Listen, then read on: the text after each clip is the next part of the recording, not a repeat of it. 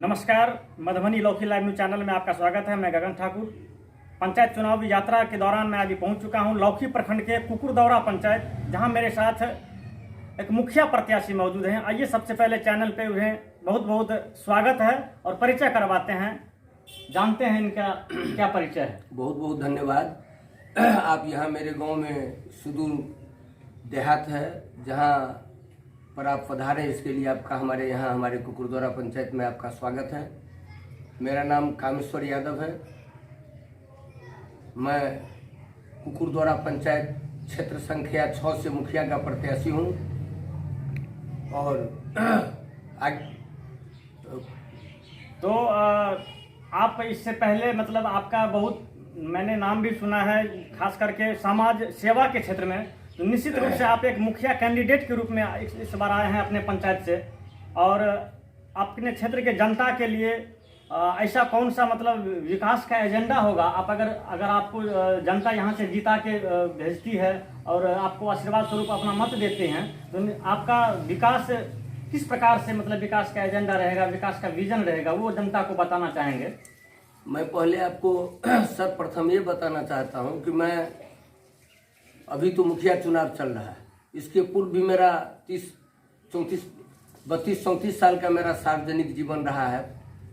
मैं शिक्षा को भी त्याग दिया इस समाज सेवा में, और लगातार हमारे आदरणीय नेता जब 89-90 में मंडल कमीशन का नारा लगा था और पिछड़ा अति पिछड़ा के लिए जो हम लोगों ने, हमारे पूर्वजों ने, डॉक्टर लोहिया, कर्पूरी ठाकुर से लेकर जयप्रकाश नारायण से लेकर हमारे पूर्वज के द्वारा जो हम लोग दबे कुचले समाज की लड़ाई को लेकर जो लड़ाई लड़ी गई थी, तो वो कई बार ये लड़ाई आज़ादी के बाद से लेकर लोहिया जी के काल में भी हुआ। उसके बाद फिर जेपी आंदोलन के समय में भी ये नारा उठा। 67 में भी मधु लिमिये साहब नारा उठाए थे। जी, मैं पंचायत चुनाव की बात अब आ रहे हैं जी। तो इसी क्रम में मैं इसमें आया। तो अभी जो स्थिति है जो समाज सेवा करने का, तो जो हम लोग तो हमेशा से समाज में रहे, तो हमारा अधिकार बनता है कि हम चुनाव लड़ें। अभी तो जैसे अगहन में दुकान खुलता है ना, भदैया बेंग कहावत है देहात में, जब भादव में बाढ़ पानी वर्षा होता है तो भदैया बेंग सब टर टर टर करना शुरू करता है। तो अभी तो बहुत से उम्मीदवार मैदान में है, लेकिन उनका कोई सार्वजनिक जीवन नहीं है। एक दिन के लिए भी भूखा नहीं रहा समाज के लिए। कभी किसी मरीज या कोई पेशेंट या कोई बीमार आदमी या गरीब आदमी के मदद के लिए कभी न्यायालय से लेकर पुलिस और कहीं प्रखंड से लेकर अनुमंडल और जिला में किसी को न्याय दिलाने के दिशा में कभी किसी का कोई, हमारे पंचायत में जितने भी उम्मीदवार है उसका कोई इतिहास नहीं रहा है।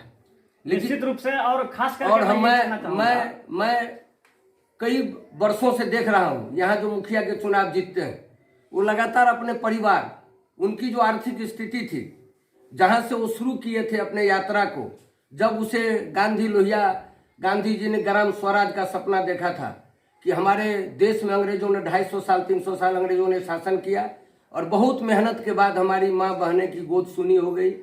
कई माता के असमय उनके पुत्र आज़ादी की लड़ाई में शहीद हो गए, लेकिन उसके बाद भी लोगों को आज़ादी दिलाने के लिए अंत में डॉक्टर लोहिया और हमारे पूज्य बापू नेहरू, पूज्य बापू महात्मा गांधी से लेकर हमारे नेहरू साहब के द्वारा जो आज़ादी मिली, तो गांधी जी ने कुछ कम समय में ही उसको, तो कुछ सिरफिरे आदमी के द्वारा उन्हें कुछ दिनों के बाद ही हटा दिया गया हम लोगों के बीच से। जी, मैं लौट रहा हूँ अपने पंचायत में आ रहे हैं, यही आ रहे हैं। सबसे पहले ये यही आ रहे हैं जो स्वास्थ्य और शिक्षा जो अपने क्षेत्र की जिस प्रकार से यही हम आ रहे हैं ना, जहाँ से कानून बना, नहीं तो हम आज हमारे जैसे अदना आदमी हम कहाँ से मुखिया का चुनाव लड़ पाते। आज गांधी जी का जो सपना था, गांधी जी जिसने ये कानून बनाया कि हमारे गांव गरीब से लेकर सभी लोगों को चुनाव लड़ने का अधिकार है, लेकिन कर्म भी करना चाहिए, काम भी करना चाहिए, समाज में लोगों के बीच में रहना चाहिए, लोगों के बीच में दुख दर्द को बांटना चाहिए, खेती होना चाहिए। जैसे किसान का खेती है, उसी तरह सामाजिक कार्यकर्ता का 365 दिन समाज के सेवा में लगे रहना चाहिए। तो हम लगे रहते हैं। तो मैं पैक्स अध्यक्ष भी हूँ, और लगातार शुरू से भी पद पर भी नहीं रहा तो कई लोगों का सेवा करता रहा। तो मन हुआ कि मैं मुखिया चुनाव के द्वारा जो गांधी जी का सपना है ग्राम स्वराज का, और मुखिया के द्वारा जितने भी विकास की योजनाएं आती है हमारे गांव में गली में, तो लगा गांधी जी को कि ये पदाधिकारी और बड़े बड़े एमएलए एमपी से संभव नहीं हो पाएगा, इसीलिए ग्राम स्वराज का सपना जो गांधी जी देखा था वह 2001 में धरती पर आकर के उतरा, और 2001 से कई लोगों को मौका मिला, लेकिन वह अपने जेब भरते रहे। सामंतवादियों का शासन रहा और सामंतवादियों के द्वारा गांव के गरीब गुरुवे दबे कुचले लोग उनके सामने बोल नहीं पाता है, अपनी बात को रख नहीं पाता है, और सारे जनता का जो भी योजना है, चाहे इंद्र प्रधानमंत्री आवास योजना हो, चाहे वृद्धावस्था पेंशन हो, चाहे मनरेगा की योजना हो, चाहे तालाब खोदाई की योजना हो, चाहे हमारे मवेशी रखने का, मवेशी का सरकार की तरफ से है कि किसान को 1 लाख रुपया, 1,20,000, 1.5 लाख रुपया किसानों को मिले मवेशी को रखने के लिए। सारे योजनाओं गलत प्रतिनिधि के द्वारा मुनाफाखोरी और कमीशन खोरी के बीच में पीस कर रहा जाता है। तो मेरा मन हुआ कि एक बार अगर जनता हमको मौका देगा तो निश्चित रूप से उसको लगेगा कि इस धरती पर विकास का काम का गंगोत्री बहेगा, और हम निश्चित रूप से इस कुकुरद्वारा पंचायत में परिवर्तन लाएंगे, और परिवर्तन के बाद हम सड़क, जो भी पोखरा, जो भी इधर उधर सरकारी जमीन है, जो भी क्षति हो रहा है उसकी सब रक्षा करेंगे, और आम जनता के चेहरा पर खुशहाली आएगा। जी निश्चित रूप से। और अंत में जाते जाते आप नेताजी से मतलब आपका जो सिंबल है, कौन सा सिंबल है, और अपने जनता से क्या अपील करना चाहते हैं अंत में मेरे चैनल के माध्यम से, वो करें। ने हम जनता से अपील करते हैं, मेरा सिंबल कलम दबात छाप है, और कलम दबात छाप पर हम कहेंगे अपने जनता मालिकों से, महान जनता से, कि जितने लोग चुनाव लड़े हैं उसमें से आपके बीच में सदा रहने का काम मैं किया हूं, और निश्चित रूप से जनता मालिक के द्वारा हमको आशीर्वाद मिलेगा, लगातार मिलता रहता है। और हम क्षेत्र भ्रमण में जब भी जाते हैं हम कभी जात पात नहीं किए, लोगों के दिमाग में है। जब एक बार हमारे आदरणीय नेता श्री देवेंद्र प्रसाद यादव जी जदयू में चले गए थे, तो यहाँ का उम्मीदवार 2000 में हमारे डॉक्टर हरिप्रसाद शाह जी बने थे, स्वर्गीय हरिप्रसाद शाह जी।